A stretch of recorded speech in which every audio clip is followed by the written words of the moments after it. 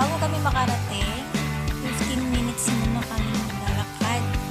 Okay, so ano to, mahaba-habang lakaran. Okay, makakaano kami ng mga, okay, one of the famous product of the Mindanao is the banana. Ayan, expert to na banana mga palangga.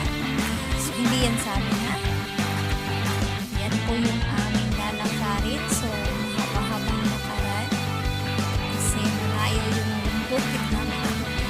So, 15 minutes. So, hyper pa kami, ha? Naglalakad na.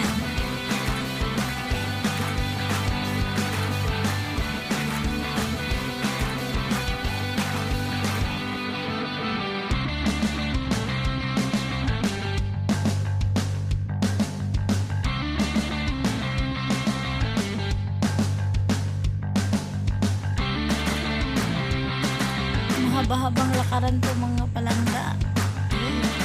So,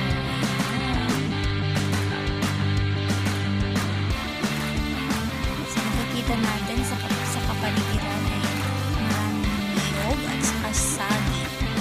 Kasi dito, yan po ang aming produkto. Mga coconut and the banana. So, go. Nangalahati na kami sa paglalakad mga palangga. Yun na, oh. Nasa ano na kami. Pangalahating lakaran na to, guys. Oh my God, sakit na lang pa ako. Kasi usually kami ay sumasakay kami ng motor.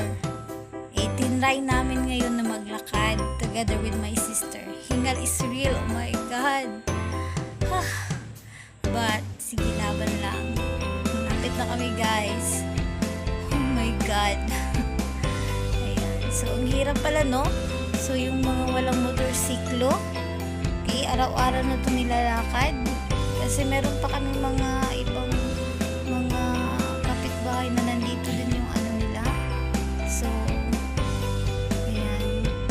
Okay, malapit na. Malapit na kami humingal. Hingal is real. Ayun. So, lakad-lakad lang pag may time para naman mag-ehersisyo ang ating mga buto-buto. Okay? Ayan. And there we go. Nasaan na kami? Nasa bungangan na kami ng aming farm.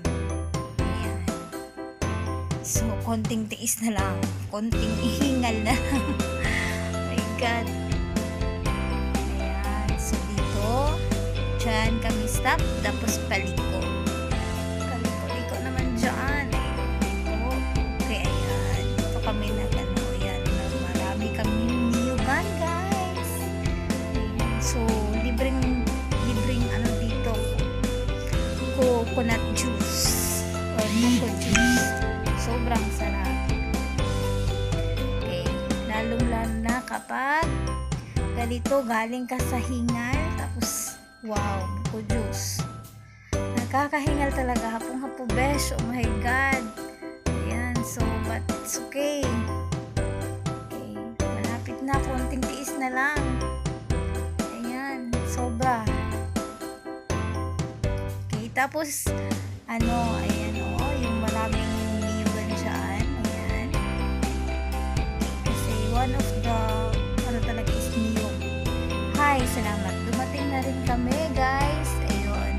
Sa aming farm, nandito po yung niyugan at saka meron din akong banana. Uy, kaya lang yung banana namin ay pinaguri ang Cardaba or may pangalan siyang Cardaba na banana. Cardaba, ayun ko.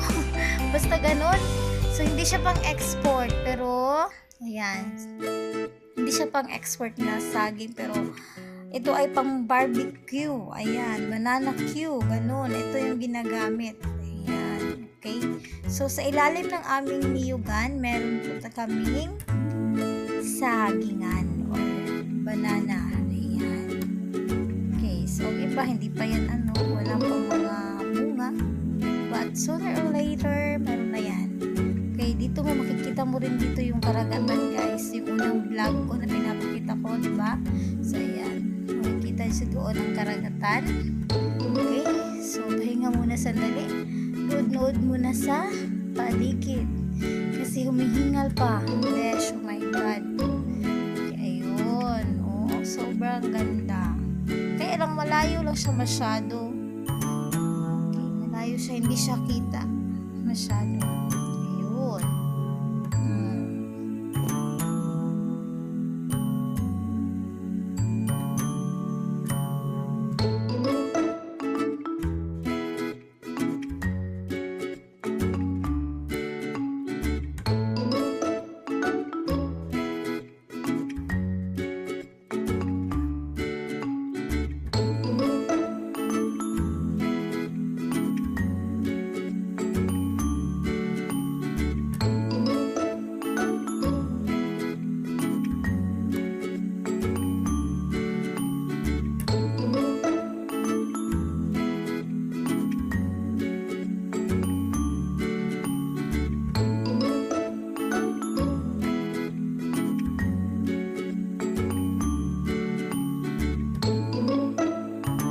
Next is, ayan, kinukuha ko yung damo sa paligid ng saging kasi yun po yung magkukos ng sakit at mamamatay po. So tips number 1, so wag mong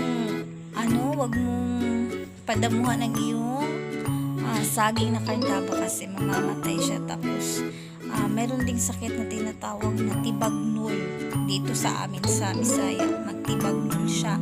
So, hindi siya makakain. So, pangit yung quality ng saging mo. So, yung ginagawa namin is yung asawa ko dun sa likuran, siya yung anong tawag dyan, nag-aano ng mga damo.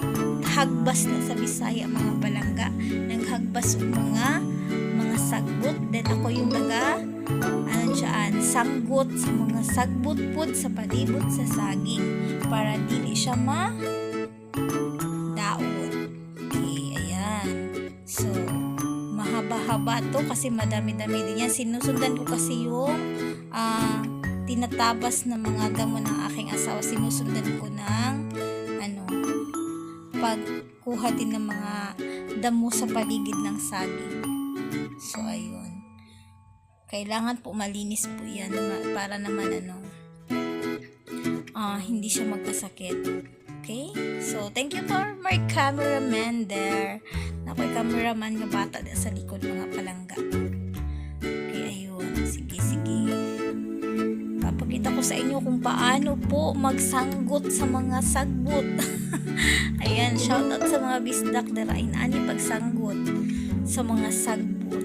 Okay, palibot sa saging para di siya madaot. Yan. Okay. Nagsena na yung aso, no? Yun. So, always namin itong ginagawa every Saturday and Sunday. So, kaya ayan. Para naman maano natin kasi din to. Malaki-laki din to kaya binibigyan talaga namin ng time para naman malinis. So, sayang din naman po yung mga effort. Tsaka, income din in the future. So, ayun. Kinukuha ko yung mga damo sa paligid ng saging para hindi siya matay at hindi din siya magkasakit. Maganda din ang kanyang paglaki. So, mabibigyan kami nito ng magandang bunga na maibibenta sa palengke. At gagawin nilang barbecue, banana cue. Okay, yung pinaypay na saging, ang sarap nun guys. Sobra. Or nilagang saging. Ayan, ito yung saging na ginagawang ganon. Banana cue, pinaypay, at saka nilagang saging. Saging na kartaba. Okay, next naman, ayun. O, diba, tingnan mo naman, iniisa-isa ko yan kasi dito muna nagsimula yung asawa ko. Tapos pababa na din ako mamaya. Ayan, so isa-isahin natin sa paligid. Hindi naman lahat ng damo sa paligid lang talaga ng saging ang iyong kukunan puhunan ng mga damo para hindi siya mamatay. Okay? So, ayan.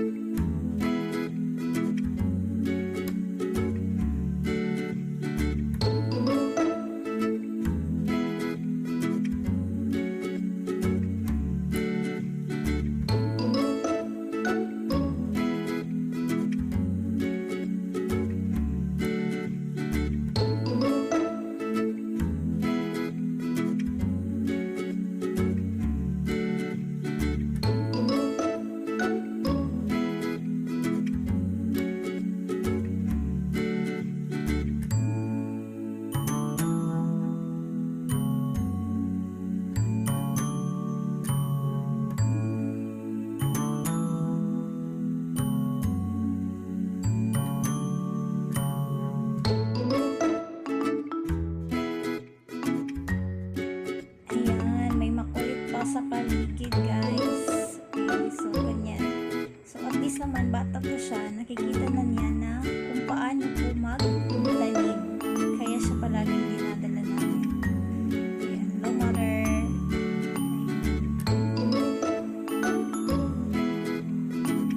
Okay, ayan naman ang asawa ko.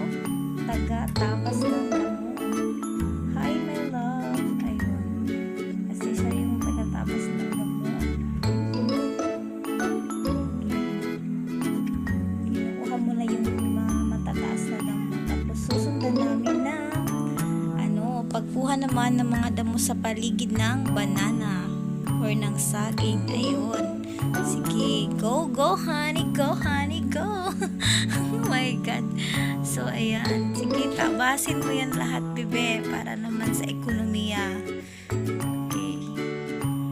Kasi itong bukid namin, guys, ay hindi patag po. Ito ay parang lambak. Dalawang bundok na tawag dyan. Basta pababa. Bakilid sa Bisaya. Bakilid, murag nagtagilid. Yan. Kasi dito, pag mayroon ditong bundok, doon naman sa kabila, may isa na naman. Doon, maraming niyugan. Yung unang ipinakita ko sa inyo yun. Doon sa ibaba, ayun, doon. Inuna muna namin dito kasi dito yung mas maraming saging. Yan, sige, tabas-tabas ka pa dyan, honey. Okay, para sa ekonomiya natin dyan. Ayan, so tinatapos na yung mga malalaking damo. Ayan.